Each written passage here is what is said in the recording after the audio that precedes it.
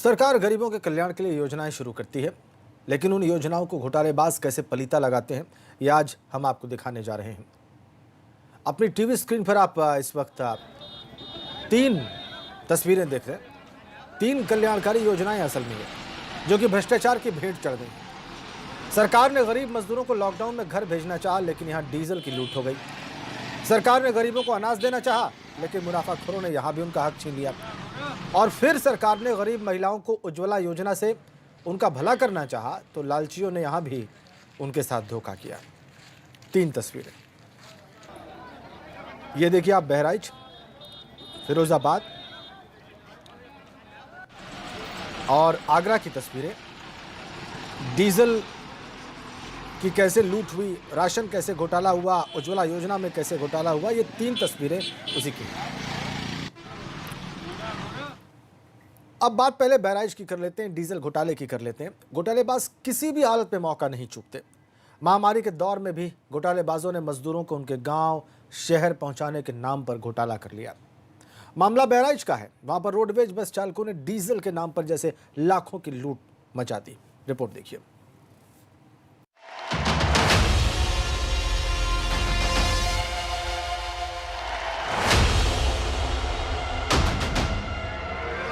Corona के कहर के बीच शहरों में काम कर रहे मजदूर लॉकडाउन में फंस गए और जब सड़कों पर उनके पैदल चलने की तस्वीरें वायरल हुई तो सरकार और प्रशासन ने उनको घर भेजने की खास व्यवस्था की।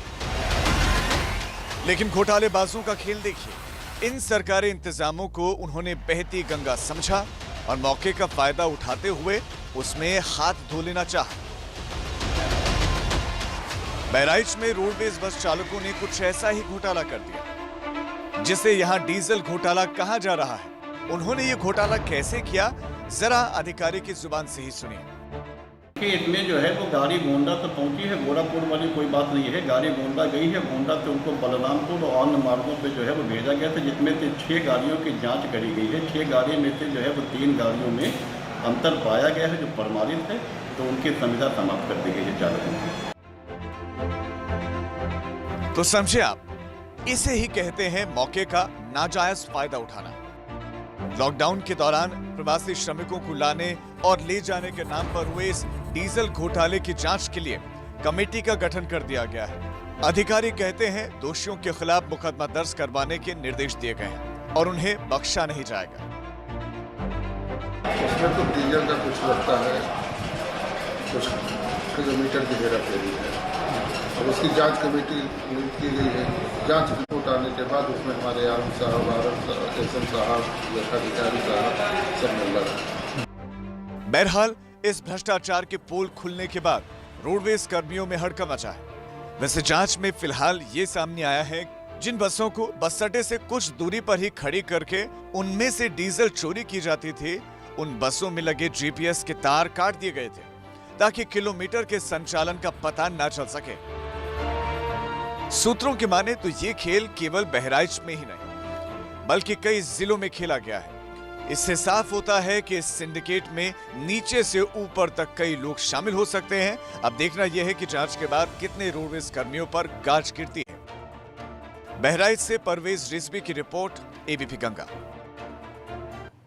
उधर फिरोजाबाद के शिकोहाबाद में गरीबों को दिए जाने वाले सरकारी राशन की कालाबाजारी करने वालों का भंडाफोड़ हुआ है। खाद्य पूर्ति विभाग ने इनके खिलाफ शिकंजा कसना शुरू कर दिया है। इससे दुकानदारों में यहां पर हड़कंप मचा हुआ है।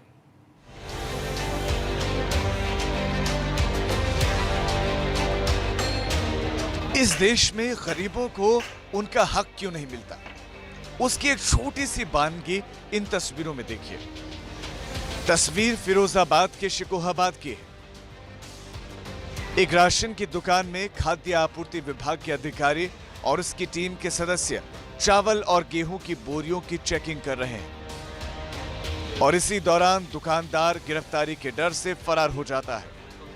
जी हां, अब तो आप माजरा समझ ही गए होंगे। दरअसल खाद्य पूर्ति अधिकारी को मुखबिर से सूचना मिली कि यहां गरीबों को सस्ती दर पर दिए जाने वाले सरकारी चावल और गेहूं को बाजार की दर पर ऊंचे मुनाफे के साथ बेचा जा रहा था। जैसे सूचना मिली थी कि जो सरकारी राशन जो मिलता है पीडीएस सिस्टम से, उसकी ये लोग अवैध कालाबाजारी कर रहे हैं। यानी कि लोग यहाँ पर इसे कलेक्ट कर लेते हैं और बेच के चले जाते हैं, या ये लोग कलेक्ट कहीं से ख़रीद करके यहाँ पे इकट्ठा करते हैं और फिर इसे जो सस्ते दामों में लिया हुआ है उसे हाई रेट्स में अपना बेचते हैं और मुनाफा कमाते हैं।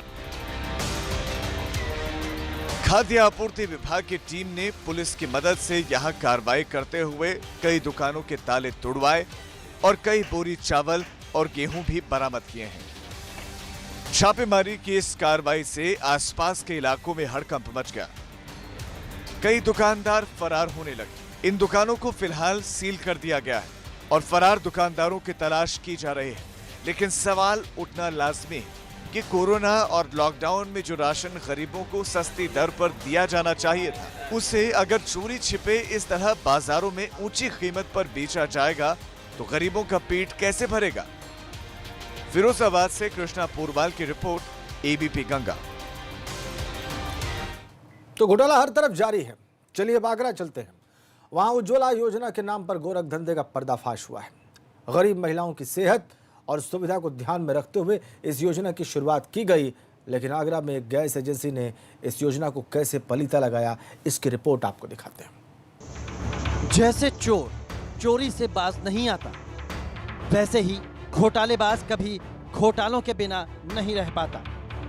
प्रधानमंत्री नरेंद्र मोदी ने देश की गरीब महिलाओं की सेहत और सुविधाओं को विशेष तौर पर ध्यान में रखते हुए उज्ज्वला योजना की शुरुआत की थी। लेकिन गरीबों के हित से जुड़ी योजनाओं को घोटालेबाज किस कदर चूना लगाते हैं और अपना उल्लू सीधा करते रहते हैं, उसकी कहानी इन महिलाओं की जुबान से सुनेंगे तो आप हैरत में पड़ जाएंगे। ये महिलाएं तहसील किरावली क्षेत्र के गांव दूरा की हैं।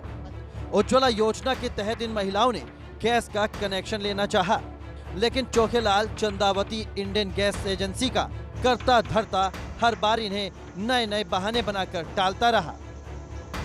मिल जाओ, अब उन्होंने कह दी कि मिल जाओ, अभी तक मिला ना, साल भर तो मिलेगी। साल भर से। और कितनी बार कागज जमा करा चुकी हैं? 3-4 बार कर दे। खाते में सब्सिडी आ रही है आपको? हाँ। इसका मतलब खाता आपका चालू है, आपके नाम से कोई दूसरा सिलेंडर। अब एक खबर पिथौरागढ़ से है। वहां पर देखते ही देखते एक पुल नदी में समा गया। मुनस्यारी तहसील के मुनस्यारी मिलम मार्ग में धापागाड़ में सैनरगाड़ के वैली ब्रिज में चीन सीमा तक हो रहे सड़क निर्माण के लिए एक ट्रॉला पोकलैंड मशीन को लेकर जैसे ही पुल पर पहुंचा तो अधिक वजन होने के चलते पुल टूट गया और पुल टूटने से लगभग 7,000 की आबादी और 1 दर्जन गांव का पैदल मार्ग और मोटर संपर्क टूट गया। एक निजी कंपनी से चीन की सीमा तक सड़क निर्माण कार्य कराया जा रहा है और उसी कंपनी का पोकलैंड से ले जाया जा रहा था। इसी मार्ग से सेना और आईटीबीपी की सप्लाई लाइन जुड़ती।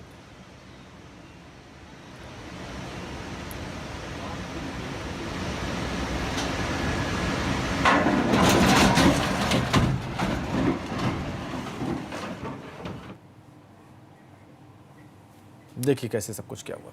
बहरहाल इस खबर और इन तस्वीरों के साथ ही इस बुलेटिन में फिलहाल नहीं। शुक्रिया।